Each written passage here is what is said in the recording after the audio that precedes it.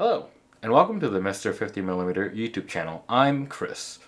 For today's video of episode 3 of The Ramblings, we're going to be talking about a couple things, maybe a little more things than usual. One, I'm going to show you some of the new things that I got this week. Two, I want to discuss shooting vintage lenses and whether or not I prefer EVFs or optical finders. And next, going to be discussing just some ideas I have on maybe videos of the future, possibly going into doing some more film related videos. And lastly, I do want to talk about some actual tips for getting cheap gear. Let's get into it.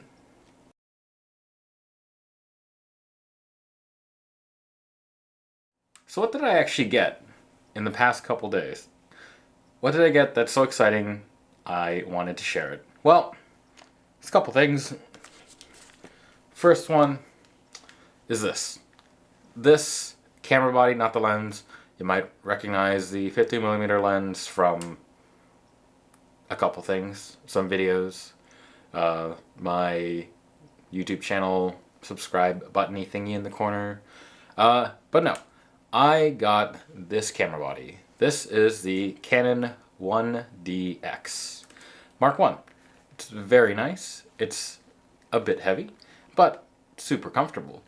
But also, I ended up also receiving shipment of a focusing screen. Initially, I was going to put it on my 1DS Mark II. However, once I acquired this camera body, I decided that it would be the camera to put the focusing screen into. Now, I also ended up getting another focusing screen, and that was for this Olympus E1. Now, the last thing that I want to talk about that I ended up getting was a couple lenses. But primarily I do want to talk about just one. It is this. This is a Mamiya 45mm f2.8. But that's one of the things I got. And it'll be coming back in this video. And maybe you'll guess what segment it's going to come back in.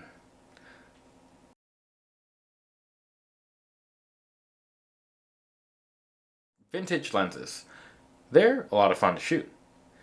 A lot of the time, I like getting vintage glass, partly because it's cheap, and partly because it allows you to build up a pretty interesting library of lenses just rendered differently. And again, because they're not that desirable, you get to save a lot of money and potentially build up a collection of neat glass. Now, I've typically tended to shoot a lot of my vintage stuff on mirrorless cameras, and there's a couple really good reasons why. For one, the mirrorless cameras tend to be able to adapt any vintage glass. This is just because the flange distance between lens mount and sensor tends to be very short, so you can generally, as long as the vintage glass you're using is like from an SLR or something, or even an older rangefinder or a rangefinder, it'll tend to have its flange distance significantly further ahead than modern mirrorless cameras. So the adapter is simply a metal tube to get the correct spacing. So they're also usually cheap to get. And that's usually been one of the main driving factors for me shooting older glass. On top of that, mirrorless cameras tend to have a lot of benefits to shooting over optical viewfinders. With one being you can get pretty good focusing aids, not just peaking or a simulated split prism, but like my favorite is just literally the punch-in. Being able to really get in close and double check your focus has been one of the pretty critically important experiences when shooting vintage glass on modern cameras, and I think it really can't be overstated how useful that feature is. However, I do understand there is just something nice about looking through an optical finder, and I personally kind of I I can feel when I use a DSLR, it just feels a bit different. There's a little more, I don't know, kind of a little more engagement, because instead of looking at a tiny screen, you're looking through a bunch of glass to look through more glass. Somehow it's different. But I tended to have some issue with, my hit rate. So I enjoyed shooting it. I didn't enjoy looking at my missed shots. And this goes back to the new purchases. And specifically, I'm talking about focusing screens. Now, I learned that a lot of companies still produce third-party focusing screens for a lot of older DSLR systems. There are some groups still producing split prisms for like Nikon. Nikon, I think, is producing some, maybe. Canon is for sure for their 1 series camera, like this one. The focusing screen I have in here is a Canon split prism, and it's split into 4 quadrants, so you get a bunch of, split prisms, I guess, to align to help you focus aid. And with these focusing aids, I actually do now find myself using manual glass more and more on DSLRs. It's really kind of made the focusing experience quite a bit nicer. I know, it's not quite as accurate as being able to actually punch in and see what you're getting directly, but it does speed things up and make things better on DSLRs. So what I'm saying is, if you're one of those people that really enjoy that experience of looking through an optical finder and you do want to shoot in manual glass, but like me, maybe you're not that good at manual focusing, I personally find without the split prism, even with like the built-in focus aids on some cameras, like your Nikons that have a little arrow and the circle to identify whether or not you gotta like rotate a little more that way or that way, I wasn't always getting what I wanted. But with this split prism on the Canon, I did find it was much easier to consistently get good shots. And like I said, I had also purchased a split prism for the E1, and I was really surprised about that. Because this camera is so old, I wasn't expecting to be able to find new split prisms to order. But our friends at AliExpress have apparently made this possible. And I think I paid like $20 shipped to get it. And like, it's great. Now, I know what you're thinking. Why would you shoot manual glass on a 4/3 system? 2 times crop. That sounds kind of awful. You're not wrong. It's a lot of croppage. But, there are some lenses I think that are just like, nice. So I'm currently shooting with the Fujinon 28mm f3.5. Not super fast, but when you factor in the crop, that's like 56 millimeters. Pretty normal field of view. I know, not super fast, but look at this. It doesn't look super ridiculous on this camera. It's fairly well balanced. It's overall a nice experience. So yes, I am chopping a lot of good lens bits out, but I personally don't mind that because the experience of using it with a split prism is just nice. So yeah, there you have it. If you're someone that wants to experience the more analog experience of looking through a finder and you do want to shoot some manual glass, have a look. Maybe the camera you have supports the modification for focusing screens. A lot of older DSLRs do, so it's worth looking into. I know the 5D Classic, 5D2, any of the all 1 series bodies, I believe, can. Apparently, a bunch of Olympus 4/3 cameras, there's companies that still produce those split prisms. So there's a demand. I'd say look into it. Oh, I forgot. There's one other thing I want to talk about when it comes to shooting vintage glass. Again, mirrorless is a interesting way to go just for the EVF stability punch in and use digital focusing aids. But there's always been one aspect that kind of bugged me more than anything else. Aside from, Actually, I don't super mind looking into the tiny screen that is the EVF. Again, sometimes in like very dark scenarios, it's actually an advantage. But something that has annoyed me is like, just because of the flange distance being that much closer, for some lenses, your adapter is so thick it actually throws the balance of the camera off. So yeah, something else to consider. Less of a problem with if you're adapting to actual DSLRs. That being said, opposite side of that, a lot of SLR or DSLR mounts aren't that short. So some cameras just can't adapt to some manual lenses.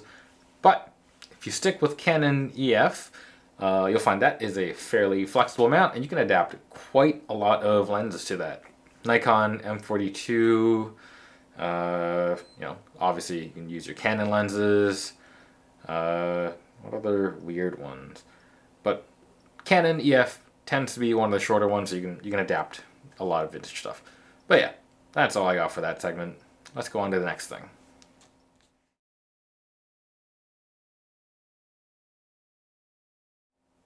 I've been thinking, should I produce some videos on the topic of film? I was thinking about some general ideas. So one of the ones that came to mind really quickly was just looking at film cameras, looking at how they operate, just basically going through my regular reviews, except instead of using DSLRs or mirrorless cameras, talking about film cameras. I do have quite a few of them, as I do like them. It's just been that I haven't really shot a roll of film recently. I've now began picking it up and have now dropped off a couple rolls for developing, just to see, how it turns out. That being said, most of the film that I have is now extraordinarily expired, so maybe that could be a video topic. But I am finding myself picking up a film camera and a digital camera as I go out nowadays, just to take pictures. Now, I'm going to show you what I've been recently enamored by. No, I guess not recent. I've had this thing for almost 15 years now. But I finally loaded up some batteries and dropped in a roll of extraordinarily expired film. And we're going to see how it turns out. And maybe it will turn into a video. But it is this. The Yashica, I don't remember which one it is. The GX. It's got a 40mm f1.7. It's a fairly compact rangefinder body, and it has a built-in meter. It's right there. Right on top of that lens there. A little, circular thing. It's quite nice to handle, and at least on my copy, the finder is still brilliantly contrasty. I used to actually shoot a lot on my other Yashica 35mm rangefinder. I still have the GSN, and I have a bunch of the screw-on adapters and the hot shoe finder, some other stuff. But I wanted to shoot this one first just because it was a little more compact and because it was easier for me to make a janky battery solution. I'll show you real quick because it's very funny. So here is the battery pack there. You can see here, you can see here, there's two batteries jammed in place, and it's actually just in series with this other battery slot. And really, I folded a paper clip into a spring to just short that. Seems to work pretty well. Meter is active, does the thing, and hopefully it's accurate. Well, who knows? I will let you know when I get the roll of film developed. But yeah, let me know in the comments below whether or not you think I should get into some film photography in general. I haven't quite thought about what I want to cover. This stuff just came up kind of naturally, but we could go over other things like using expired film stocks, shooting film SLRs, converting stuff to take Instax packs. I don't know. There's lots of things. Or, maybe we'll just stick with the digital stuff. Let me know down below. But yeah, just thinking, and might as well ask your opinion. What would you like to see?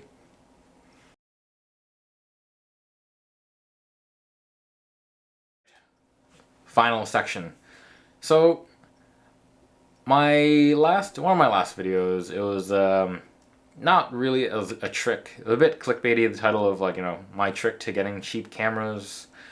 Yeah, so there's less of a trick, more of a skill.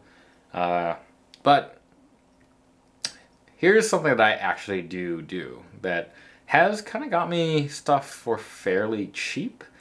And that is, one, if I'm really interested in just using it, I tend to gloss over some cosmetic issues.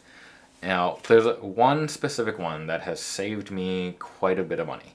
And I have made a video on some of this, or things related to this. And that is usually coatings and grips. So if you are after like older lenses, older camera bodies, that kind of stuff, and you don't super care about the aesthetic, I have actually found that you can save an incredible amount of money by looking for copies of the product that you're looking for with like degraded rubberized coatings. Because a lot of the times these coatings just get old and they, I believe, de-vulcanize. A lot of these rubbers will go back to being goop. And that is very annoying, and it does tend to plummet the value of a couple things. But the coating doesn't tend to affect operation of the camera. I mean, it's different if the coating like melts and enters a part that moves or like enters the mirror box, but typically it's just the rubberization failing and peeling off or getting sticky. And here's a couple examples of things that I got for a ridiculously cheap price. So, first thing is my Fujifilm X-T1. So I ended up picking that up one day for 200 Canadian dollars. Now that probably would have been common like 5 years ago when the camera was still old but nobody cared. But now with Fujifilm things just kind of becoming popular, finding an X-T1 for that price is kind of rare. I think prices are getting more normal now, but at the time that I purchased the X-T1, finding one for $200 or however much I paid was not really a thing. And really all I had to do was take the rubberized bits off. And I saved I think the average going price was more like $450 or $500. Camera still works. Camera looks a bit different, but I could cut some leatherette and put it on, or I could straight up order new rubberized bits and put it on. I just haven't because I don't super care, because it still takes pictures and I can still hold it. But it's one of the examples that saved a lot of money. Now, the next one is a recent one. It's this Mamiya 45mm f2.8. It's for my Phase 1 645 DF Plus, and I intend to shoot it with the P45 back. Now I got it just to kind of complete what I personally regard as a useful set of focal lengths. 45, 55, 80 for medium format 645. I like that range, and I was actually looking for one of these for a little while, but I ended up finding this on KEH, and it was way cheaper than the one rated in good condition. And I think this was rated as a bargain with a specific note saying sticky coating. And I think all together, shipped with customs, this was $240 for a medium format autofocus lens that fits on my Phase 1 camera system. And this is a fairly solid lens, and I think if I were to look at getting one that was in excellent condition, no failing rubber or rubberization, it would be closer to $500 or $600. Probably close to $600 when you factor in customs and shipping. So getting this for $250 was a crazy deal. And that's all because it was labeled as sticky. Now, for this particular lens, all I really did was grab a bunch of Q-tips, some rubbing alcohol, and just got that coating off. I spent like an hour doing it, listen to a podcast and just go over. It was all fine. But yeah, there's been a couple other things I've got that have saved me money because the rubberization was failing. So, that's a legit tip. If you don't super care about the aesthetics, or if you plan to cover it up with something else, I'd say give it a go.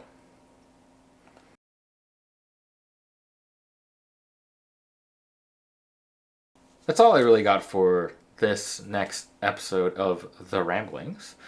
Let me know what you think. Do you prefer shooting with, do you prefer shooting manual glass at all? If you do you like EVF, optical finder, why for which? And let me know what your thoughts are on what kind of film content you think I should shoot, or if I should, bother doing it at all.